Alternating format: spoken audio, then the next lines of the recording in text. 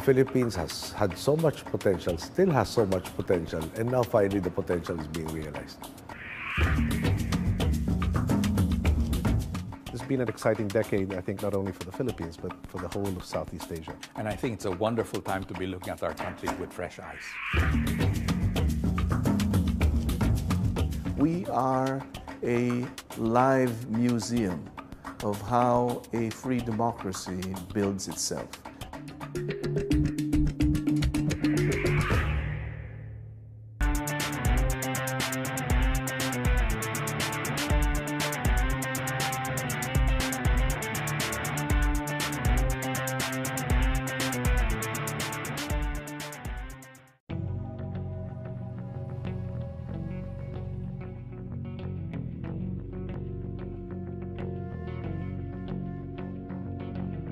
The world's second largest archipelago, the Republic of the Philippines, is located in Southeast Asia.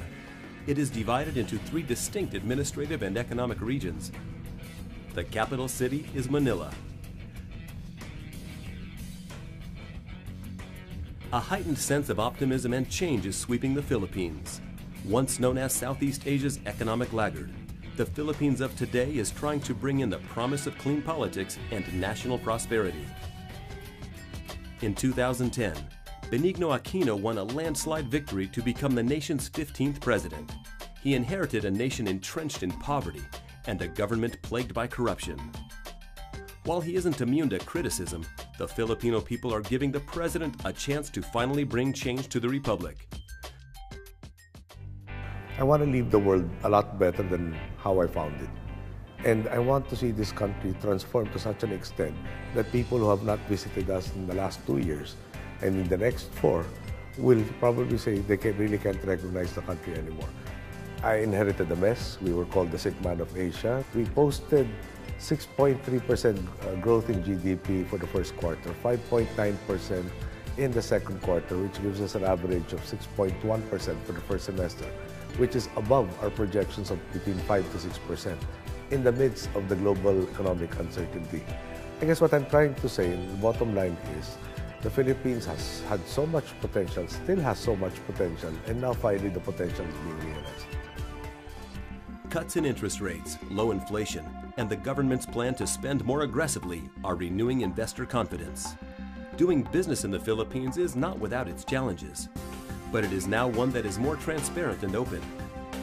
The fundamentals are very strong. Consumption is there. People are positive.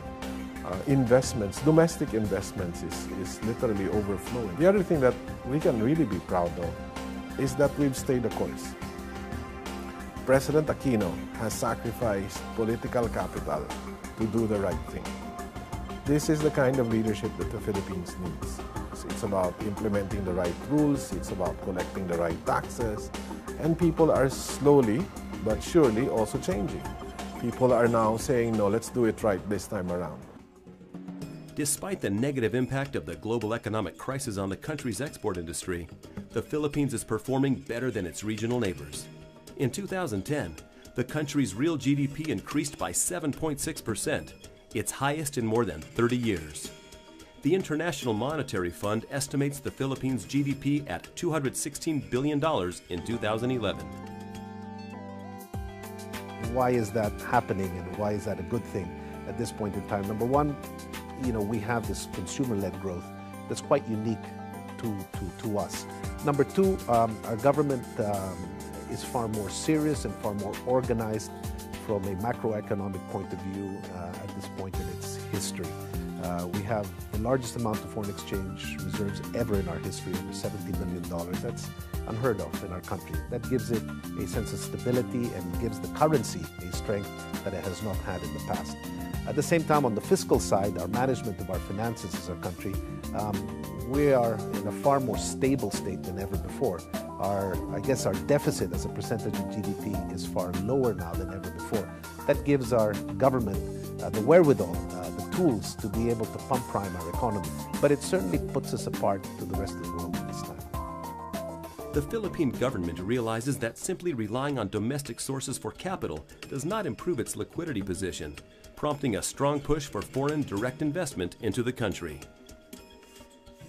Grand reforms are already pursued by the administration to trigger further change through more efficient business processes and a level playing field. For many market players, the good governance thrust has been beneficial. An increase in government spending under the Public-Private Partnership Program is likely to stimulate economic growth in 2012. This is a narrow window of opportunity for our country where so many good things are happening, and I think it's a wonderful time to be looking at our country with fresh eyes. We now believe that our country is headed towards much more progress than we've seen in recent history. We now believe that our country can move forward. We now believe that we can fall in step with the rest of Asia as the area of the world where the greatest growth and prosperity will take place in the coming decades and in the coming century. The Philippines is tackling its political, social, and economic problems head-on. The Philippines was one of the richest countries in Asia in the 1950s, second only to Japan, but has never really been able to achieve the growth of the Asian tiger nations. Has the Philippines finally turned a sharp corner? This administration has shown the world that the Filipinos can get things done in the right way. The drive, the push of President Aquino against corruption, I know some people would say it's a nuisance. No, that's not a nuisance. That's the centerpiece. 95, if not 100% of our problems in governance, in the government has to do with corruption. It's governance, it's transparency, It's not as if there's not enough resources. We've proven that. We haven't raised taxes, and yet we have been able to provide a lot more services because we were able to save 30% off the cuff. Right there and there, same project, same configuration, but we were able to do it 30% cheaper. That translates to efficiency, that translates to productivity, and that translates to more resources that can be applied.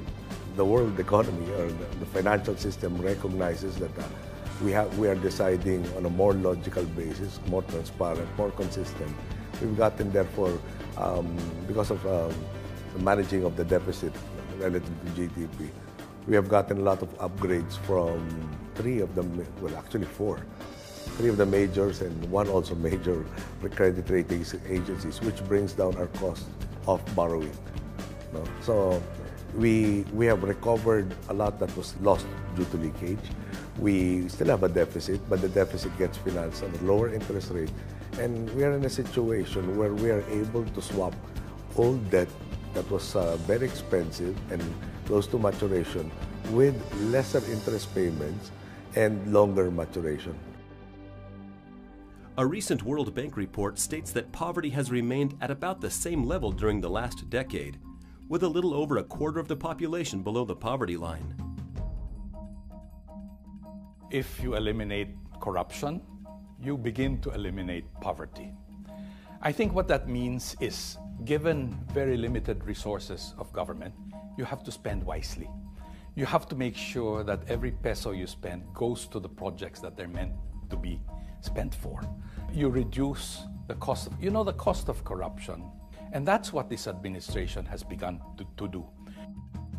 Many corporations in the country are now implementing social programs that benefit the poorest of the poor. The Philippines is one of the premier centers in Asia for research, training, and advocacy in corporate governance matters. There is a very great sense in our country now that the private sector has to do its part in uplifting the poor and giving opportunities to the poor. Because, first of all, from a pragmatic point of view, I guess we have to admit that uplifting the poor and eliminating poverty will, at the end of the day, improve our ability to market our products. They are our customers, but more importantly, I think we are one country. We have one future. We have to work together towards a better life for all of our people. And that consciousness is very deeply embedded in our private sector as well. With approximately 95 million people, the Philippines is the 12th largest country in terms of population. And the local Commission on Population is expecting this to increase to 101.2 million by 2014. Domestically, the government is investing in education programs to raise the quality of its human capital. We believe that the Filipino people are our greatest national resource. This is proven time and again, even during the dark ages when our countrymen would go elsewhere, given the right environment, really shine in various professions. How do we take it to the extreme?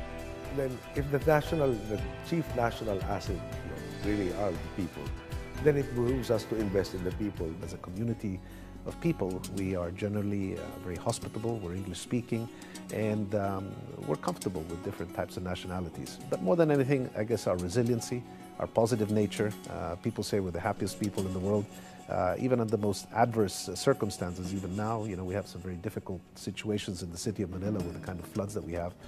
You don't see people complaining. People adjust, they help each other out. There's a bayanihan spirit that's always there. It's our people. That's really our strongest quality. The Philippines has a big talent pool, with 11% working abroad, making overseas remittances an integral contributor to the nation's GDP. Filipinos fill a global demand for added value positions that involve technical competency and English proficiency. Overseas Filipino workers, we exported a lot because of our proficiency in English and the good skill sets and work attitude. And it helped the economy a lot for the past 2 decades. But with the global recession right now, a lot of them are coming back. Not necessarily a bad thing. A lot of opportunities await them here in the Philippines. One among them would be franchising, which has a high success rate. It's very inspiring. From being an employee or in the service industry abroad, coming back, they become entrepreneurs. Very inspiring. The 21st century has been defined by Asian political and economic dominance. The Philippines is making sure it is not left behind, and more Asians, and executives in particular, are choosing the Philippines to provide the educational backbone to their career growth. The importance of Asia for company expansion cannot be underestimated. When China entered the WTO, it shook up the whole world, frankly, in terms of expansion. Watching China grow and the rest of Asia grow has been very revealing of where the future will be. Companies who are expanding in Asia are moving very quickly. In fact, one of the limiting factors is their talent acquisitions. And what I see now is applicants are coming from all over the world. Not only do they want to study Asia, study in Asia, but they want to work in Asia. There's a lot of optimism here. We talk about the 4 tigers. I just read an article from one of the investment analysts that Philippines could be the 5th tiger. Being an entrepreneur in the Philippines means tapping into a latent consumer market of almost 100 million people and the entire ASEAN community. If you are English speaking, the Philippines is one of the few countries in the world that can speak English to any foreign visitor in the country. But in everything about the Philippines is